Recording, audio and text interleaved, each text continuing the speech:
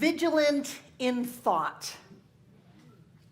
I remember when I first came into this teaching 45 years ago, and it was languaged a little differently back then, and people would say, you must guard your thought. And I went, I don't want to guard my thought. I was 27 years old, and I didn't want to be on guard. I didn't want to watch myself. I didn't want to put that much energy into life, frankly. I just wanted to kind of have everything work out like they said it was going to, and be rich and have a great life and not really have to make any changes to have that. I didn't want to put a lot of effort out into it, but they said you had to guard your thought. And I thought, well, now am I my own enemy that I have to watch out for? And so I didn't guard my thought. I just kept the same stinking thinking that I had thought all along and noticed that not much was changing.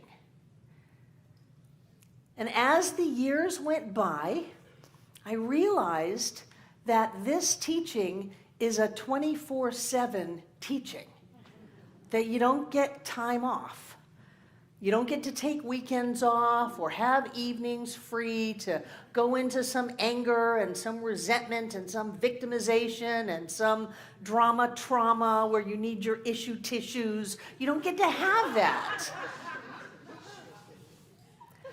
That this teaching calls us to a high state of awareness all the time if we want to have our lives change. If we want to get the benefits of this teaching, which are great, then we have to do what is required to have those come. One of my favorite quotes of Ernest is, "Such is the power of right thinking, that it cancels and erases everything unlike itself.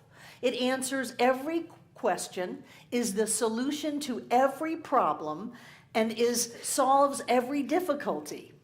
It is like the sunlight of eternal truth, bursting through the clouds of obscurity and bathing all life in glory. It is the absolute with which you are dealing, and nothing less."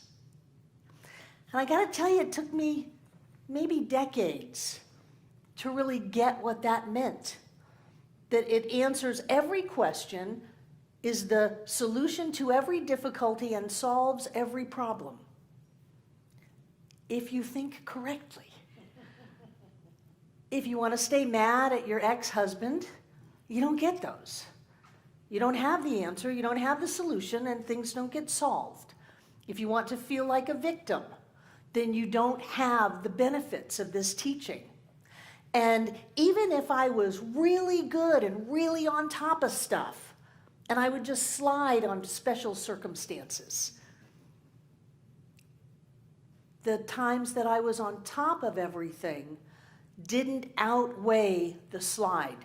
And yes, we do have a spiritual bank account, but we have to be thinking correctly to be able to make a withdrawal. We must be vigilant with our thoughts so that as soon as we start going down the hole, we reach out and call someone. We have a practitioner. We go back into that state that I am the presence of God. Charlie Shepherd, you're God, act like it. Holy moly, what would happen if we actually did that? If we went around and acted like God? So as my students, whom I love dearly, I want to remind us all to be vigilant. Don't turn yourself against yourself, but pay attention. Think about what you're thinking about. Listen to the words that come forth from your mouth.